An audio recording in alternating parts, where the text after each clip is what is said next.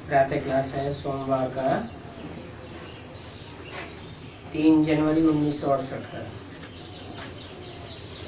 Record चला है। मुखड़ा देख ले प्राणी जड़ा, दर्पण में पाप है कितने पुण्य है कितने, देख तेरे जीवन में।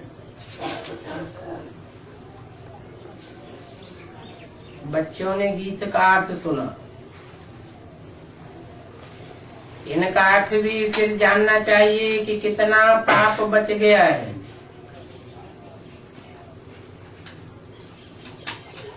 पाप थोड़ा बचा होगा तो निशानी क्या होगी,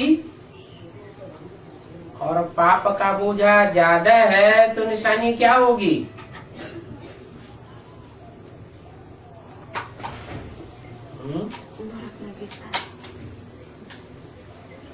पाप का बोझा हल्का हो गया तो हल्कापन महसूस होगा, खुशी आती जाएगी। और पाप बढ़ा हुआ है, संगम युग में बाप मिलने के बाद पाप बढ़ना चाहिए घटना चाहिए, बढ़ना चाहिए। फिर बड़ा हुआ क्यों?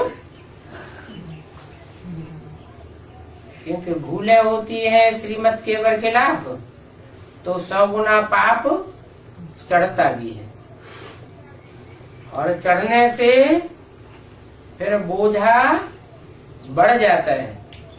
बोझा बढ़ जाता है तो भारीपन अनुभव होता है, हल्कापन अनुभव नहीं होता है। तो जानना चाहिए कितना पाप बच रहे हैं और कितने पुण्य जमा हुए हैं। अर्थात आत्मा को सतो प्रधान बनाने में कितना समय है।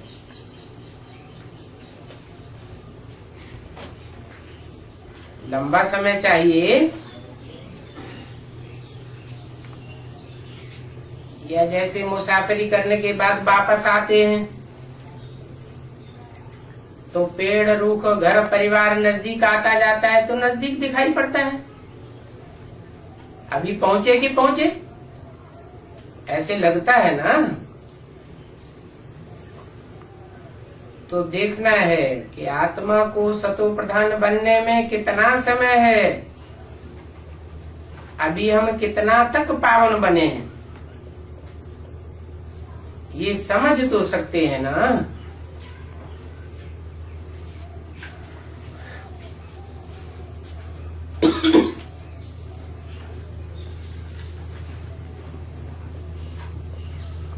पावन बने उसकी निशानी क्या होगी, और ही पतित बने हैं उसकी निशानी क्या होगी।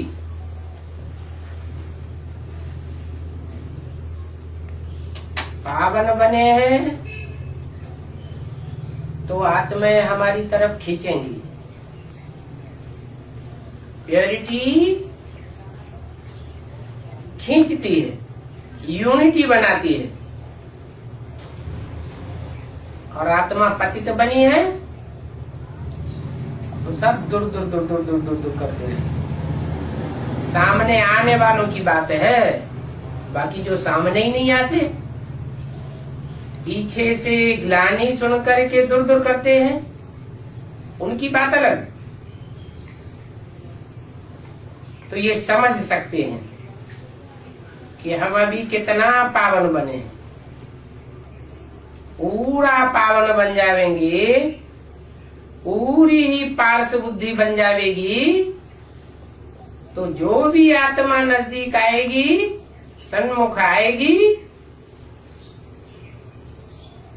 क्या महसूस करेगी कि हमने तो कुछ और समझा था, देखती तो कुछ और है। फट से आकर्षित होगी। जैसे पारस पत्थर का मिसाल है, लोहे को छुआ तो लोहा भी सोना बन जाता था। चार्ट में कोई लिखते हैं कि हम 2-3 घंटे याद करते हैं,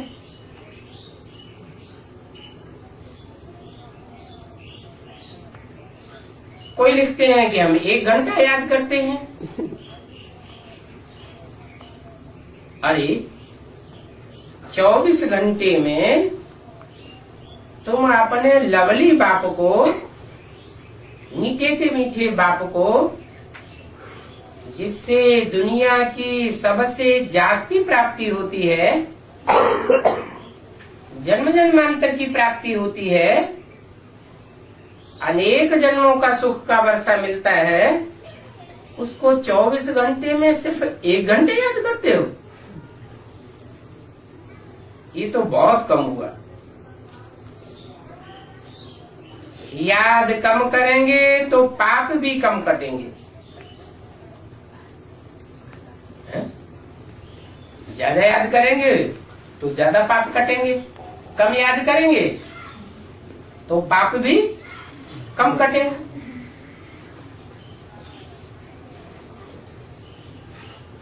अभी तो पाप बहुत है ना।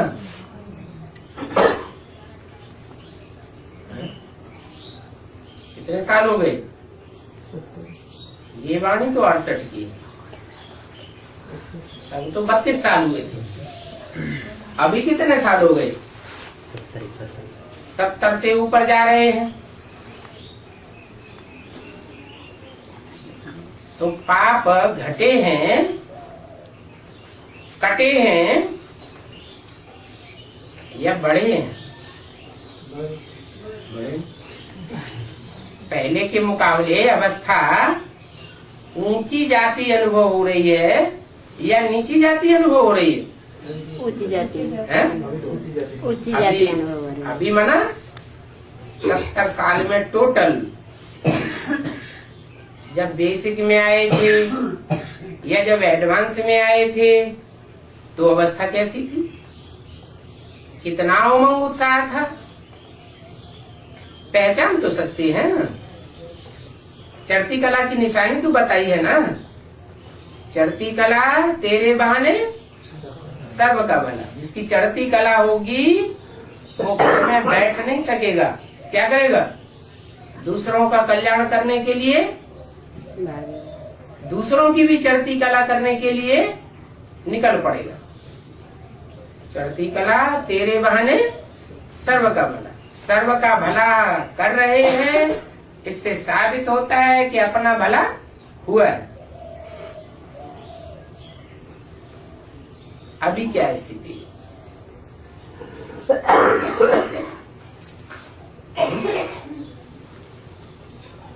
कहते हैं कोई सुनता ही नहीं। अभी तक गिनती चला है। अच्छा, निकलते हैं सेवा में कि थक के बैठ गए।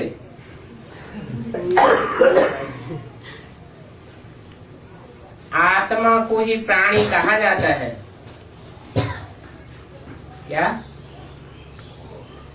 कहते हैं ना, जैसे प्राण पड़ गए, जान आ गई, उमंग उत्साह आता है। कोई हताश हो गया हो और उसको अचानक उमंग उत्साह आता है तो क्या कहते हैं? जान पड़ गई, प्राण आ गए। प्राणी को ही प्राण कहा जाता है। अंग्रेजी में आत्मा को स्पिरिट कहा जाता है। क्या कहते हैं? स्पिरिट। स्पिरिट से बनता है स्पिरिचुअल।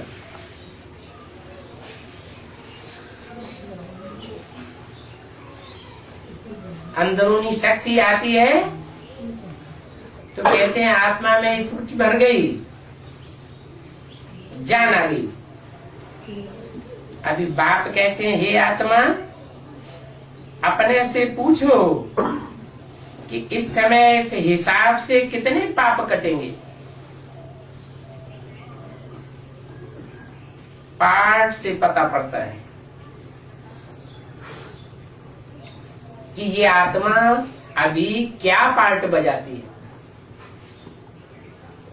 स्वार्थ का पार्ट बजाती है, परमार्थ का पार्ट बजाती है, विश्व कल्याण का पार्ट बजाती है, या अपने में ही लगी हुई है?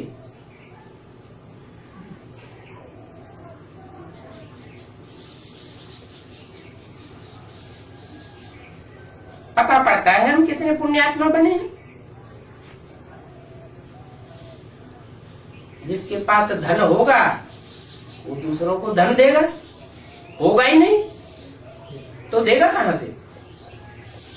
धनवान होगा तो धन देगा, शक्तिवान होगा तो शक्ति देगा। पुण्य आत्मा बना है तो पुण्य किए बगैर रह न सके। ये तो बाप ने समझाया है। कर्मातीत अवस्था तो अंत में ही होगी। अंत में मन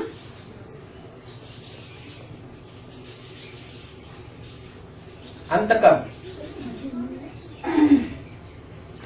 अंत होगा तब जब राजधानी स्थापन होगी, तो समझो अंत हुआ। राजधानी स्थापन हुई और लड़ाई शुरू हो जाएगी, तो अंत में कर्मातीत अवस्था होगी। याद करते करते उस समय आदत पड़ जाएगी। उस समय माने किस समय? जब विनाश शुरू होगा, दुनिया में हलचल शुरू होगी, तो हमारी आदत पड़ जाएगी याद करने की। जिसने जितना याद करने की प्रैक्टिस कर ली वो पुरुषार्थ पक्का हो जाएगा। फिर पाप जास्ती कटने लग पड़ेंगे। क्या? अभी याद ऊपर नीचे होती है क्योंकि कर्मातीत अवस्था नहीं हुई है। पाप कर्म 63 जन्मों की किए हुए शूटिंग की रील में बार बार सामने आ जाते हैं, तो उनका भी कभी अंत होगा या नहीं होगा? होगा। तो जो लगन पूर्वक लगे रहेंगे वो जल्दी महसूस करेंगे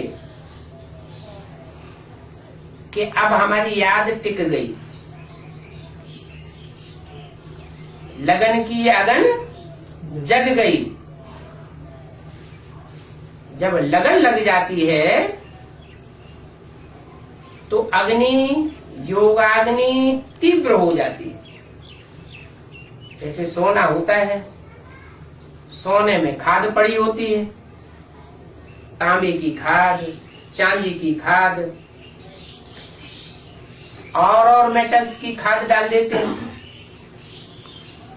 तो जितनी जास्ती खाद होगी, सोने को अग्नि में तपाया जाता है। हल्की अग्नि होगी तो खाद नहीं निकलेगी। अभी योगाग्नि हमारी कैसी है? लगन की अगन तीव्र है, हल्की है। अगर तीव्र नहीं है, क्या तीव्र नहीं है तो पाप कटेंगे नहीं। जब प्रैक्टिस पक्की पड़ जाएगी, लगन की अगन तीव्र हो जाएगी, तो जल्दी जल्दी पाप कटने लग पड़ेंगे। अपनी ही जांच करनी है कि हम कितना बाप की याद में रहते हैं। अभी पूछा तो कोई ने बताया 1 घंटा, कोई ने बताया 3 घंटा।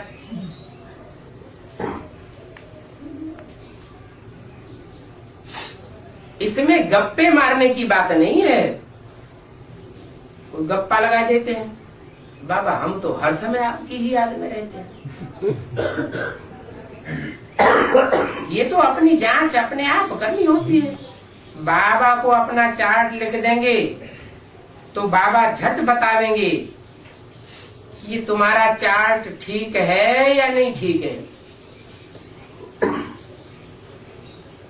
आसामी चलन की सर्विस देख बाबा झट बतावेंगे।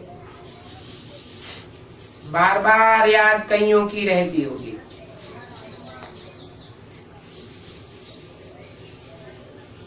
क्या लगन लगी हुई होगी तो बार बार भूलते होंगे, फिर बार बार याद करते होंगे, अरे मैं क्यों भूल गया।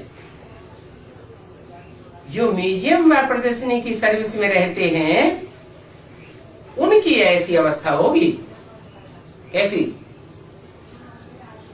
जो सर्विस फील्ड में रहेंगे उनकी ऐसी अवस्था होगी कि बार बार उनको याद आवेगा कि मैं क्यों भूल गया। एक तो भूल जाने से जिनकी सेवा करते हैं उनके ऊपर असर नहीं पड़ता, सेवा का असर नहीं पड़ता। याद में रह करके सेवा करेंगे तो दूसरे के ऊपर भी असर पड़ता है।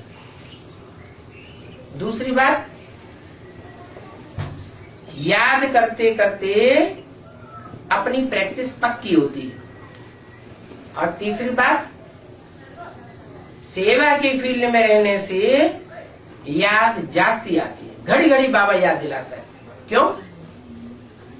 क्योंकि बाप कहते हैं मैं सबसे उन बच्चों को याद करता हूं।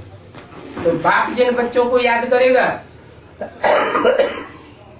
बच्चे तो याद करते हैं, बच्चों की याद तो नंबर वन, लेकिन बाप जिन बच्चों को याद करेगा तो उनकी याद क्यों नहीं टिकेगी।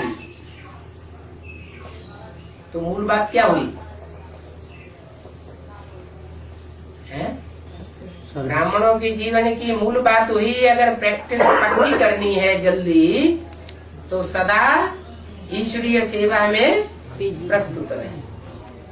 जितना जितना ईश्वरीय सेवा में अपने को अर्पण करते जाएंगे, तन से, मन से, धन से, समय संपर्क से, उतना उतना अवस्था याद की चढ़ती जाएगी।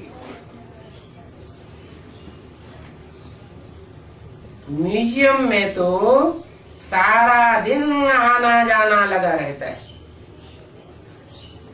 क्या? अब वो चाहे जड़ म्यूजियम हो और चाहे चैतन्य म्यूजियम हो।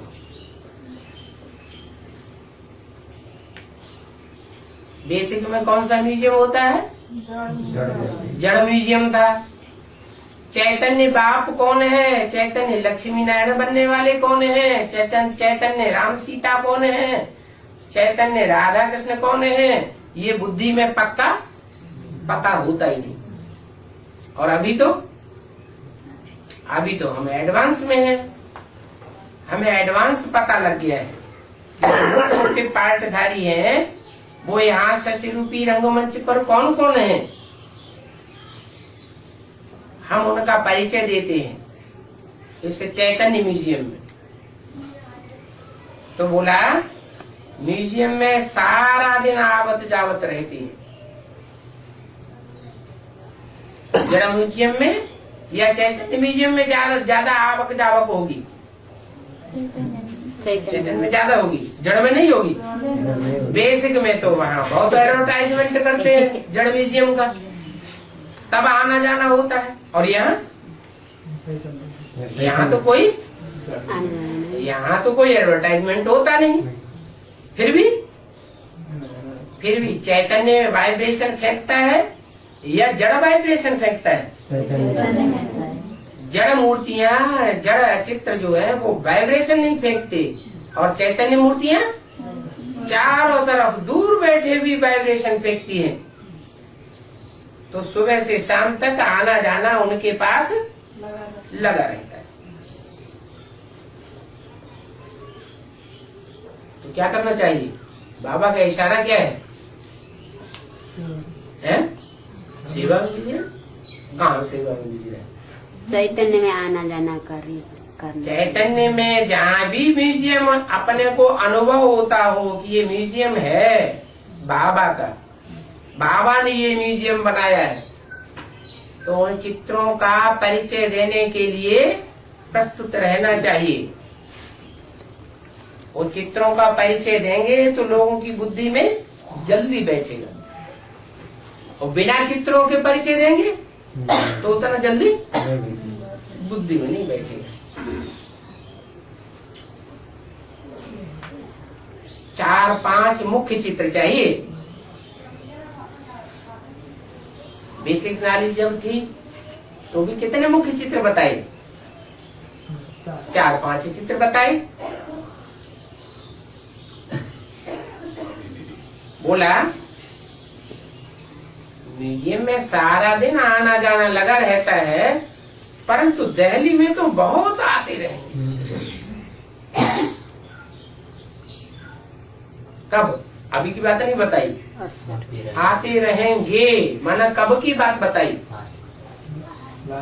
जब कर्मातीत अवस्था होगी, ऑटोमेटिक याद पक्की हो जाएगी।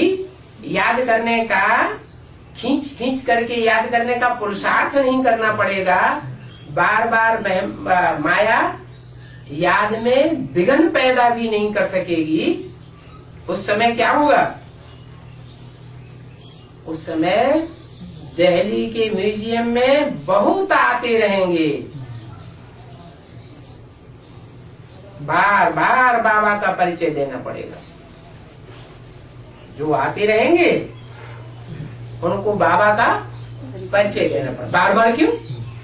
अरे एक बार आ गए, परिचय मिल गया, बुद्धि में बैठ गया, तो फिर उनको बार बार परिचय क्यों देना पड़ेगा?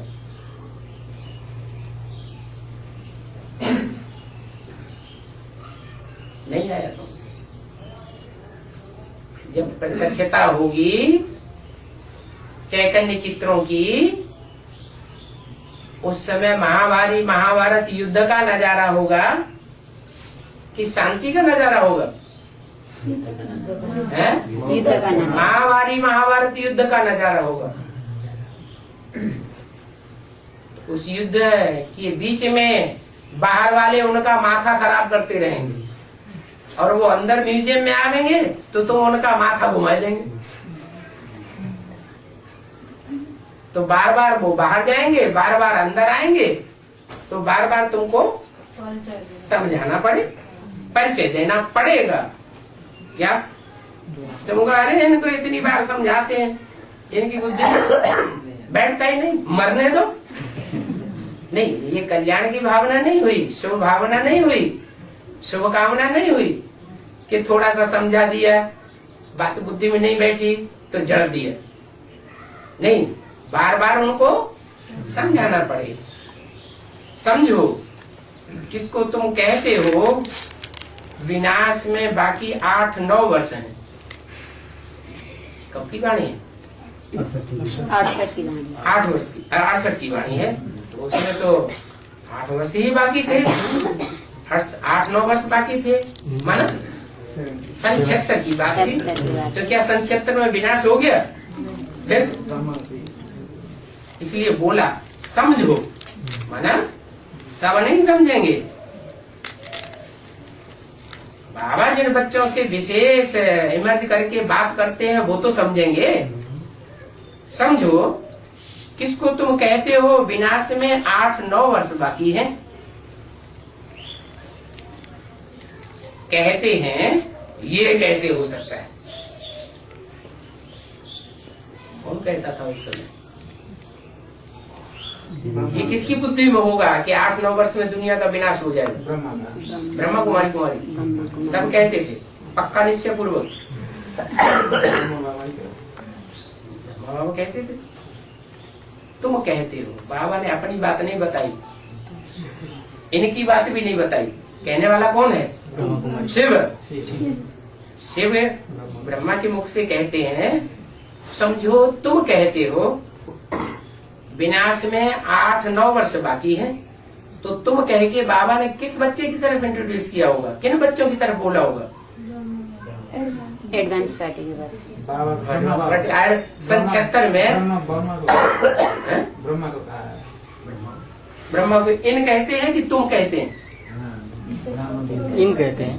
शिव बाबा, शिव की सोल ब्रह्मा को यह या इन कहते हैं, इनको इधर बाजू में कह के इशारा करते हैं, या सामने तुमको कहते हैं? बाजू में, बाजू की तरफ इशारा करते हैं। तो यहाँ तो सामने बोला है। समझो, किसको तुम कहते हो विनाश में 8-9 वर्ष बाकी है?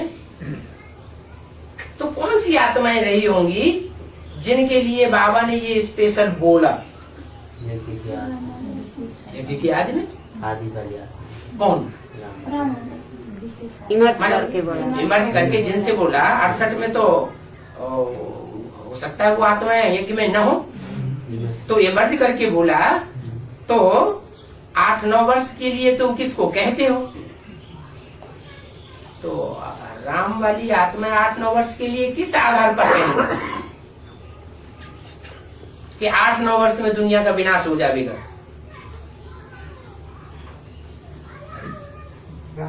100% निश्चय बुद्धि होंगे तब तो कहेंगे कि बाबा ने बोला है मुरली में तो सच्चाई बोला होगा।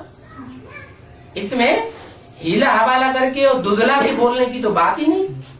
क्या बाबा ने जो बोला ब्रह्मा मुख से, ब्रह्मम वाक्यम जनार्दनम, शास्त्रों में भी पढ़ते सुनते आए हैं, तो पक्का निश्चय पूर्वक बोलेंगे, तो फकुर से बोलेंगे। और जिनको पक्का निश्चय नहीं होगा वो थोड़ा दुधला दुधला के बोलेंगे, पता नहीं हमारी बात मानेंगे कि नहीं मानेंगे, होगा कि नहीं होगा। तो कौन आत्माएं हुई वो जिनको पक्का निश्चय था कि 76 में, हाँ,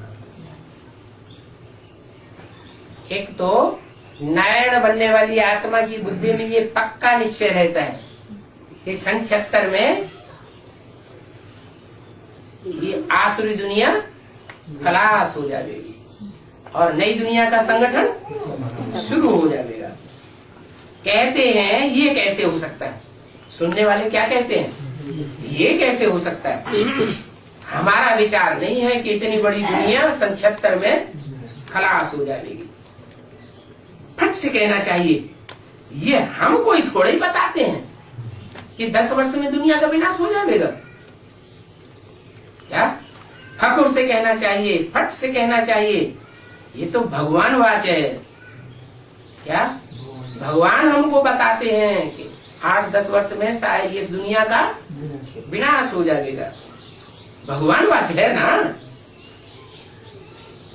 भगवान वाच है तो जरूर सच्ची ही बात होगी।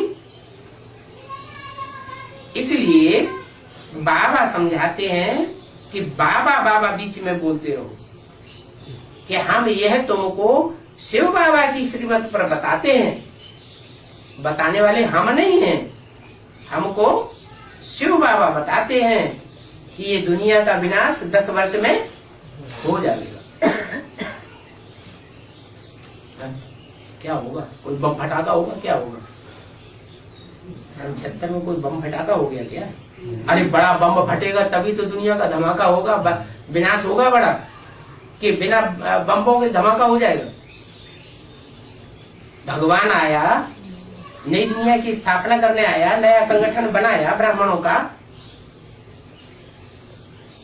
तो विनाश का काम भी शुरू किया होगा कि नहीं?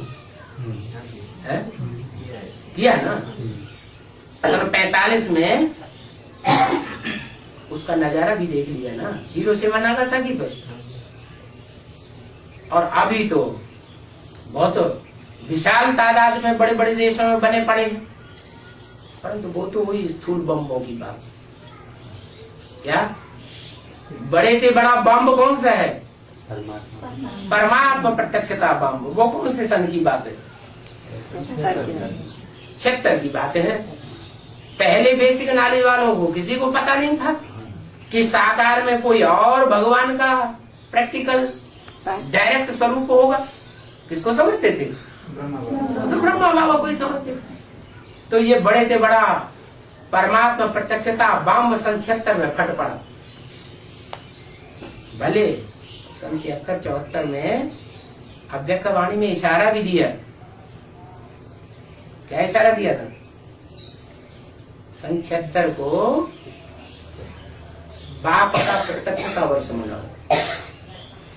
लेकिन वो सामान्य रूप से सुनने वालों ने सुन लिया और समझने वालों ने समझ लिया कि हम बहुत सर्विस करेंगे।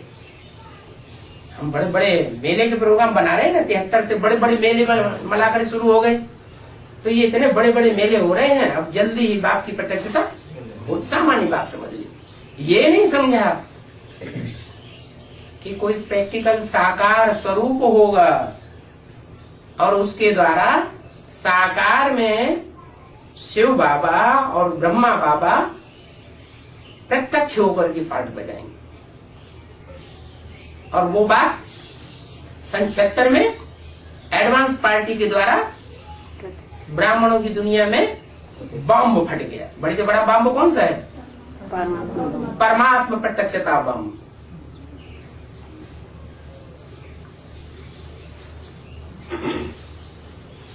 तो बताओ, ये बात हम नहीं कहते हैं, भगवान वाच है, ये श्रीमत उनकी ही है। वो गॉड फादर है ही ट्रुथ। सारी दुनिया झूठों की है, झूठ खंड है, ये कोई सच खंड सतयुग नहीं है, सारे ही झूठे हैं। और एक शिव बाबा वो हमको बता रहा है कि 10 वर्ष में पुरानी दुनिया का विनाश हो जाएगा। तो पहले तो बाप का परिचय जरूर देना पड़े कि वो एक ही सत्य है और बाकी सब झूठे हैं।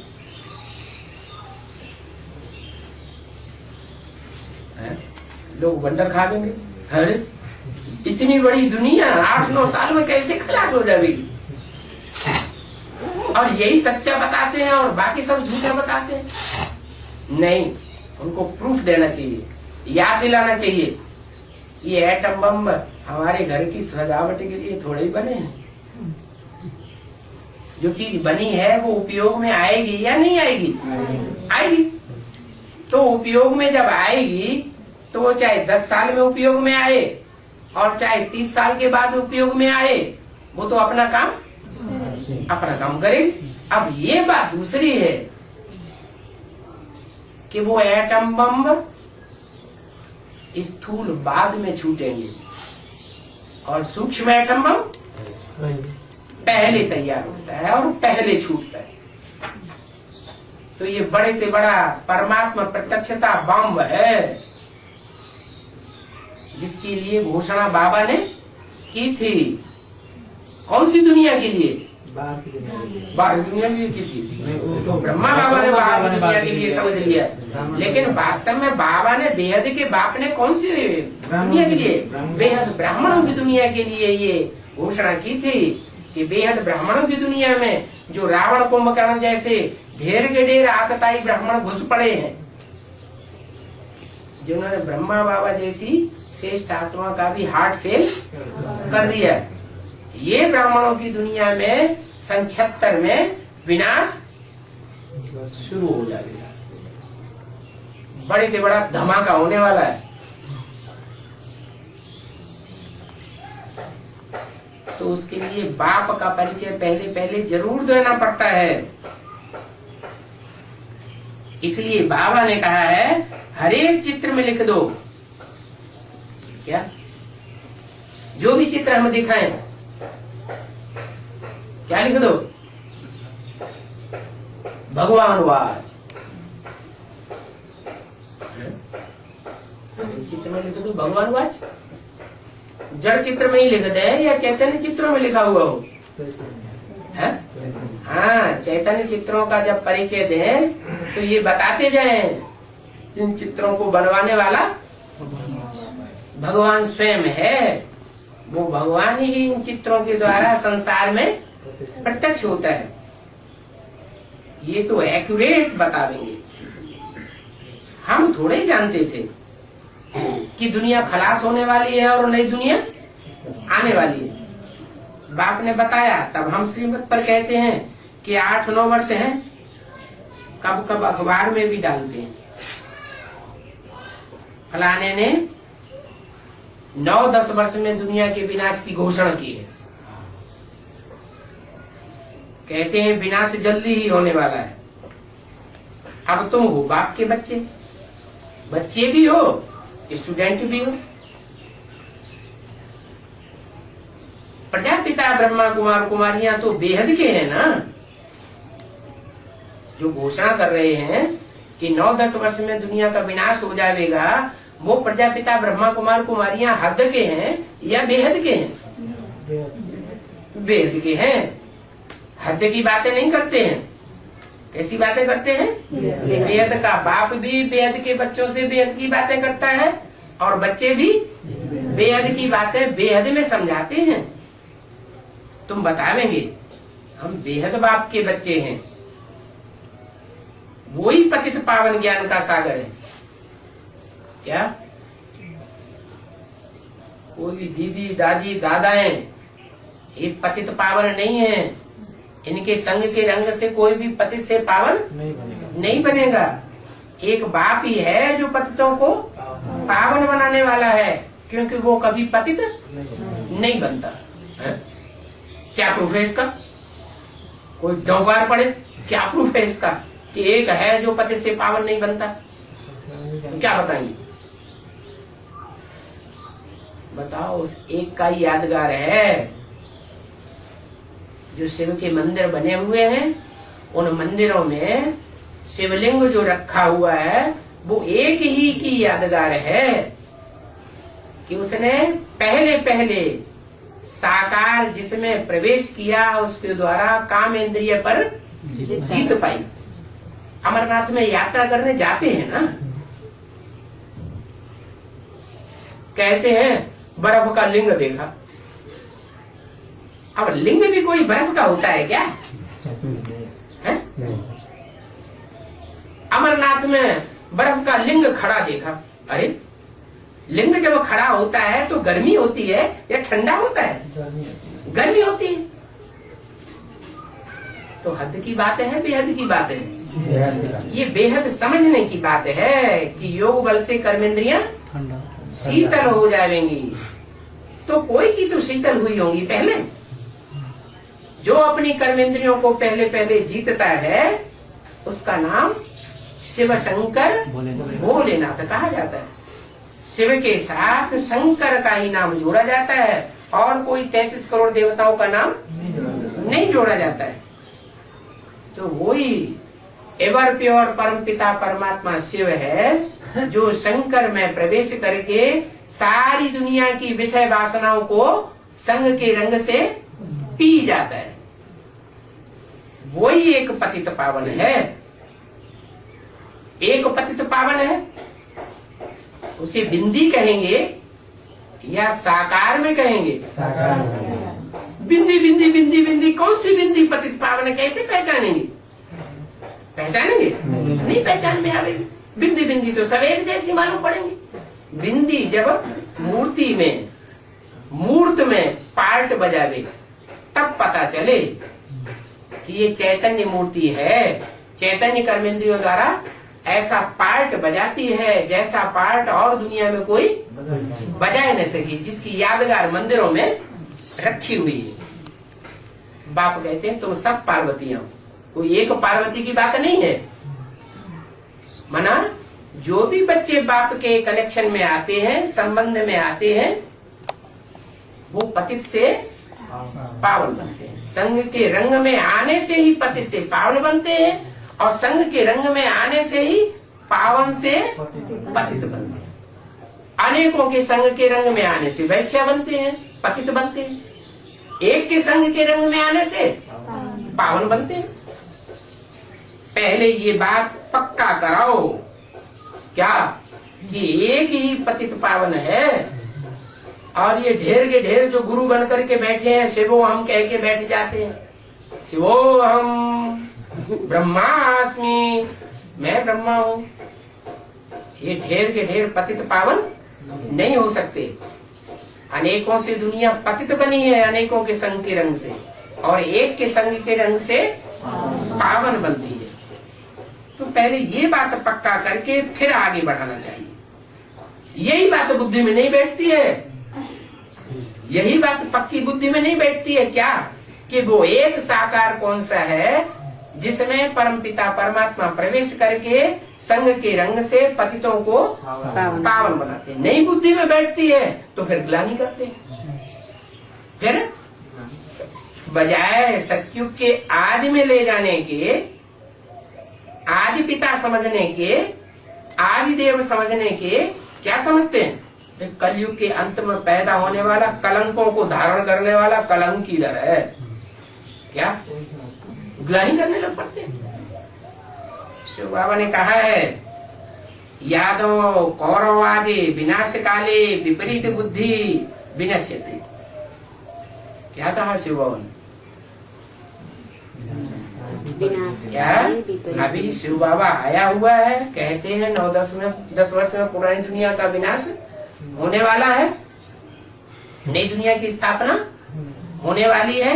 लेकिन जो यादव और कौरव कुल के होंगे, विनाश तो होने वाला है, लेकिन किसका विनाश होने वाला है? जो यादव कुल के हैं।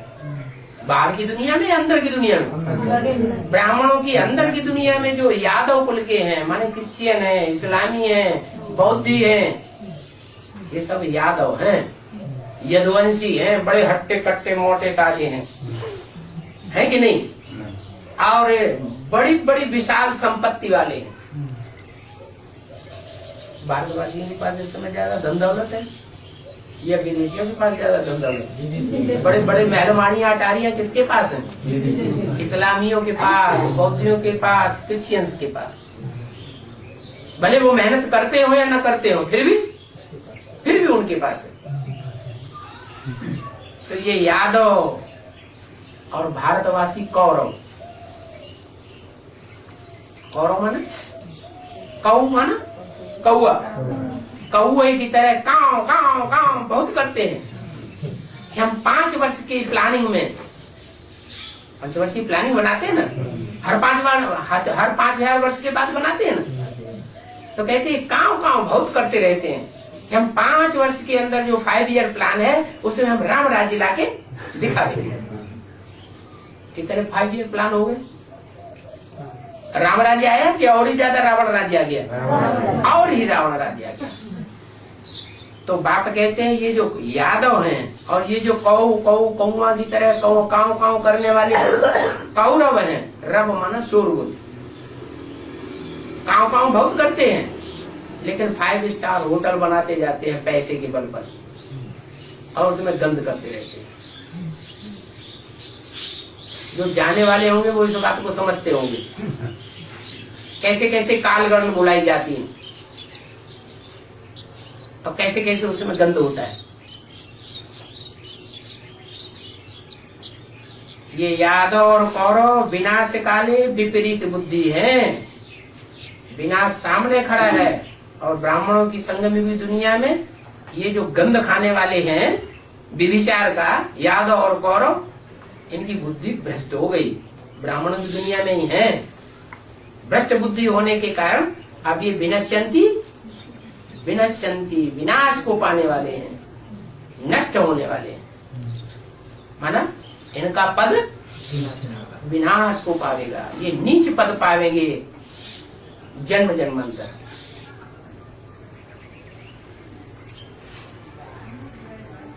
आगे चल के शिव बाबा नाम लेते रहेंगे। क्या कहा? कौन कौरव है नंबरवार, कौन यादव है नंबरवार? होंगे तो नंबरवार ना, कि एक जैसे होंगे? कौन रावण संप्रदाय है? रावण के सिर दिखाते हैं ना, नंबर 1 सिर, नंबर 2, नंबर 3, नंबर 4। कौन रावण है? तो शिव बाबा नाम लेते रहेंगे और तुम बच्चे शिव बाबा का नाम लेते रहो।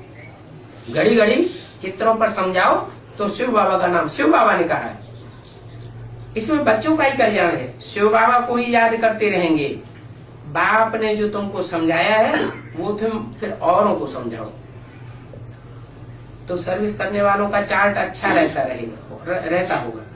सारे दिन में 8 घंटा सर्विस में बिजी रहना है। क्या कहा?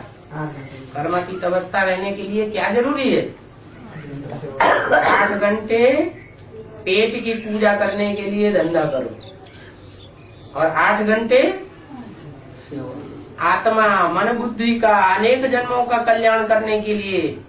84 के चक्र में आत्मा आती है ना, तो 84 के चक्र में आत्मा कैसे सुखी रहे उसके लिए पुरुषार्थ करते रहो। 8 घंटा सर्विस करो।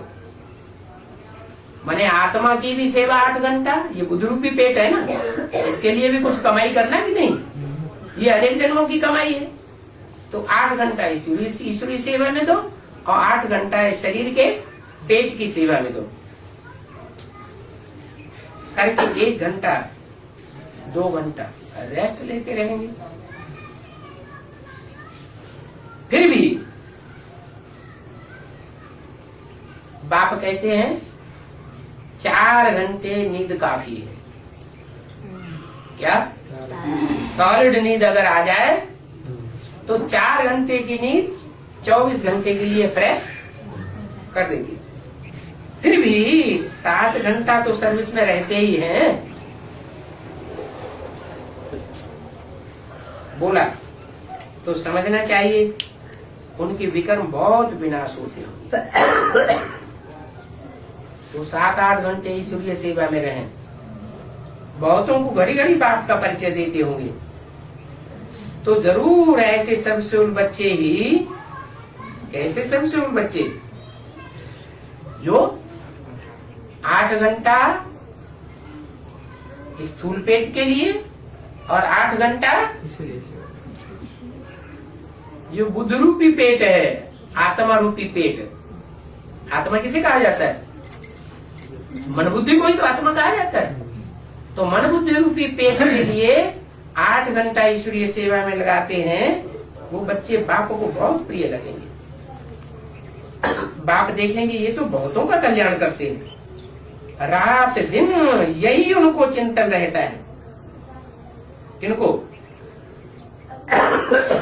बच्चों को 8 घंटा सर्विस करने वाले बच्चों को रात दिन यही चिंतन रहता है कि हम बहुतों का कैसे कल्याण करें। बहुतों का कल्याण करते हैं, वो अपना ही कल्याण करते हैं। क्या ऐसे नहीं कि औरों के कल्याण में लगे रहते हैं तो अपना अकल्याण हो जाएगा? नहीं, अपना भी कल्याण करते हैं। इस स्कॉलरशिप भी इसमें मिलेगा जो बहुतों का कल्याण करते हो। ये भी एक पहचान है। किसकी है? किनकी पहचान है? नहीं, स्कॉलरशिप लेने वाले जो 8 हैं, पास विद ऑनर होने वाले, जो धर्मराज की सजाएं नहीं खाते हैं, पूछते हैं उनकी क्या खास बात है जो 8 की लिस्ट में आ जाते हैं? क्या खास बात बताइए? है? अरे रात दिन वो ईश्वरीय सेवा में लगे रहते हैं। दिन में तो 8 घंटे सेवा करते ही हैं। क्या इसी लौकिक दुनिया में कोई दिल लगा के कपड़े की दुकान में कपड़े फाड़ता रहता है, बेचता रहता है, तो रात में भी अपनी धोती फाड़ देता है। वही स्वप्न आते हैं। तो दिन में भी सेवा हुई और रात में भी सेवा हुई, तो रात दिन लगन लगी पड़ी है। ऐसे ही स्कॉलरशिप मिलेगा कि रात दिन सर्विस सर्विस सर्विस, और दूसरा कोई संकल्प ही ना आवे। बहुतों को कल्याण करते होंगे। तुम बच्चों को यही धंधा है। तुम बच्चों को, जब तुम बच्चे कहा तो किसकी तरफ इशारा किया? हाँ, जरूर बाप के सन्मुख वो 8 बुद्धि में आए होंगे। ये उनकी पहचान है उन 8 की, कि जब से ज्ञान में आए होंगे, एडवांस में आए होंगे, जब से बापों को पहचाना होगा, तो लौकिक परिवार को जैसे भूल गए। फाइनल पेपर क्या है? नष्ट हुआ स्मृति लब्धा। देह के संबंधों से बुद्धि हट जाती है और ईश्वरीय संबंध से बुद्धि जुड़ जाती है। तो बच्चों का यही धंधा है, टीचर बनकर के बहुतों को रास्ता बताना है। पहले तो ये नॉलेज धारण करनी पड़े। कौन सी नॉलेज? कौन सी नॉलेज की बात कर रहे थे इस मुरली में? आज म्यूजियम में जो चैतन्य चित्र हैं, उन चित्रों का परिचय देना। सामने रह करके परिचय देंगे तो लोग और जल्दी समझेंगे। चित्र सामने नहीं है और बिना चित्रों के परिचय देंगे तो जो श्रुत बुद्धि होंगे वो तो समझेंगे, बाकी जो साधारण बुद्धि होंगे उनकी समझ में जल्दी नहीं आवेगा। एक तो प्रैक्टिकल प्रूफ भी सामने हो और दूसरी तरफ समझाने वाला भी सामने हो, तो जल्दी बात समझ में आवेगी ना। बोला कोई का कल्याण नहीं करते हैं तो समझा जाता है इनकी तकदीर में ही नहीं है। ये कौन समझ लेता है? हा? कोई भी टीचर ये समझ सकता है कि ये स्टूडेंट जो रास्ता बताया है वो रास्ता अपनाता ही नहीं और उनके कल्याण में लगा हुआ ही नहीं है। तो समझा क्या जाता है कि इनकी तकदीर में राजयोग से राजा ही पाने का है ही नहीं। बहुत बच्चे तो कहते हैं बाबा हमको नौकरी से छुड़ाओ। क्या शर्त रखते हैं? हमको इस नौकरी धंधे से छुड़ाओ तो हम ईश्वर सेवा में लग जाएंगे। अरे ये नौकरी धंधे का जो बंधन डाला है वो बाबा ने डाला है क्या तुम्हारे लिए? कि पूर्व जन्म में हमने ही डाला है? कुछ आत्मा ऐसी होती है, ऐसा जन्म लेती है, ऐसे घराने में जन्म लेती है कि उन्हें धन कमाने का कोई चिंता ही नहीं, मुहैया धन है, कोई फिक्रात नहीं, कोई धंधा धोरी आदि करने की, नौकरी करने की बिल्कुल दरकार ही नहीं। तो उन्होंने जो अपना भाग्य बनाया है वो पूर्व जन्म से बनाया है या बाबा उनका भाग्य बनाते हैं? उन्होंने भी बनाया। और जो अभी धंधे धोरी में लगे हुए हैं उन्होंने भी अपना बंधन अपने आप ही बनाया।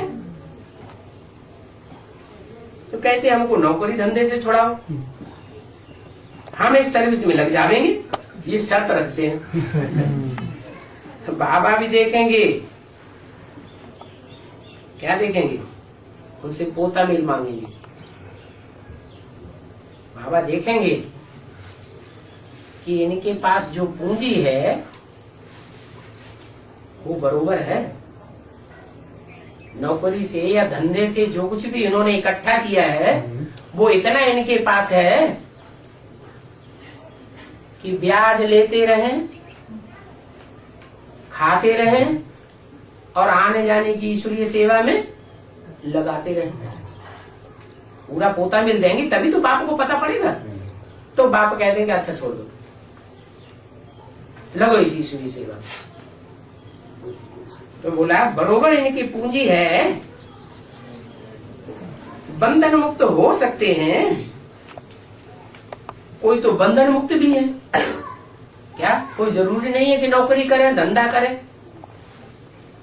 तब कहेंगे भले 500 कमाने से 500 रुपया पर माह तुम कमाओ, 8 घंटे देते रहो, उससे तो अच्छा उन कौड़ियों को कमाने से अच्छा क्या है तुम इसी ईश्वरीय सेवा में लग जाओ। तुमको कोई पैसे की कमाई का बंधन तो है नहीं, बहुतों को कल्याण करेंगे। अगर बंधन मुक्त हैं तो भी बाबा सर्विसेबल देखेंगे। क्या कहा? ऐसे ही नहीं कह देंगे कि नौकरी धंधा छोड़ दो। क्या देखेंगे? ये सर्विसेबल हैं, इनकी सर्विस करने की प्रैक्टिस है, अंदर से लगन है विश्व कल्याण की। अगर ये लगन नहीं है तो कहेंगे तुमको माया खा जाएगी। क्या तुम बेकार बैठेंगे तो वर्कशॉप बन जाएगा। एम्प्टी माइंड किसका वर्कशॉप है? शैतान का वर्कशॉप बन जाता है। सर्वसेवक देखेंगे तो राय देंगे। सर्वसेवक बच्चों को निशानी क्या होगी?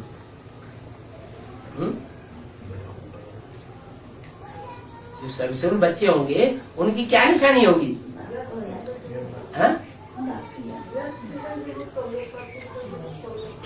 बंधन मुक्त होंगे, बाप की याद में रहेंगे, नहीं सेवा में लगे रहेंगे, नहीं सेवा तो हम बहुत से लगे रहते हैं और सर्विस भी करते रहते हैं। जो मन में आया सो ही बोलते रहते। देखते नहीं कि हम श्रीमत के अनुकूल बोल रहे हैं या श्रीमत के बरखिलाफ बोल रहे हैं। वो समझते हैं हम सेवा में लगे। रिजल्ट कुछ आए या ना आए, उनकी निशानी बताइए।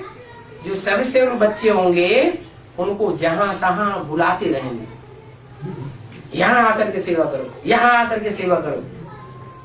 क्या निशानी बताई? सर्वसेवक बच्चों को जहां तहां बुलावा आता रहेगा।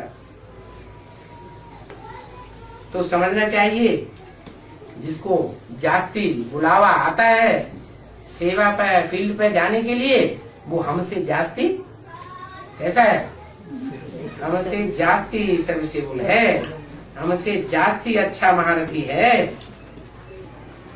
स्कूल में स्टूडेंट जानते तो है ना ये अच्छा स्टूडेंट है, हम डल स्टूडेंट है।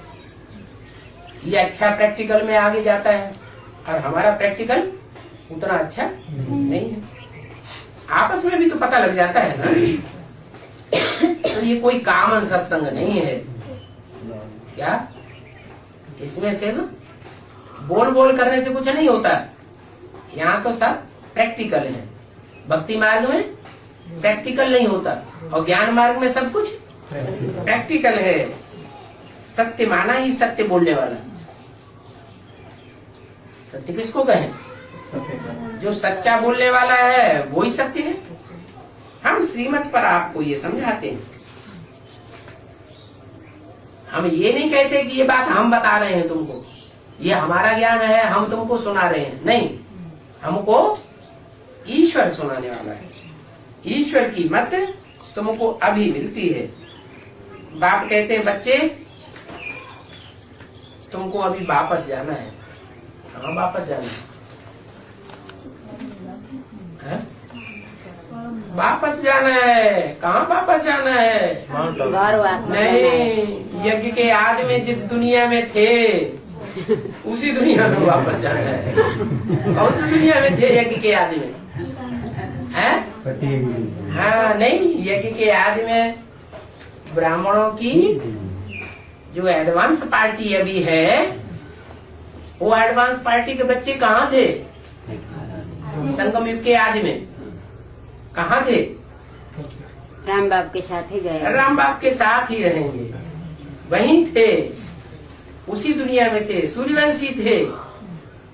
कोई ज्यादा नजदीक थे, कोई थोड़े कम नजदीक थे। सबको वापस जाना है, उसी दुनिया में वापस जाना है। बाप का घर कौन सा है? शांति धाम। शांति देवा कौन है? एक है शांति देवा, एक है सुख देवा। विष्णु को क्या कहेंगे? सुख देवा। और शंकर जी को क्या कहेंगे? शांति देवा। शांति देवा। दुनिया में कुछ भी होता रहे अपने मस्त में। पार्वती याद दिलाती, अरे इतना दुखी है, इतना परेशान है, कुछ तो रहम करो। तो पार्वती वैष्णो देवी वो सुखधाम में खींचना चाहती, और वो खींच खींच के कहाँ ले जाते? शांति धाम में ले जाते। तो एक है शांति देवा, एक है सुखदेव। शास्त्रों में नाम भी तो है सुखदेव, है? सुखदेव। हाँ। सुखदेव जी महाराज। 3 जनवरी 1968 की वाणी का दूसरा पेज। अब बेहद का सुख का वर्षा देने वाला बाप आया हुआ है, उससे बेहद के सुख का वर्षा ले लो। क्या एक तरफ सुना दिया दुनिया का विनाश होने वाला 8-10 वर्ष में, और फिर क्या सुनाते?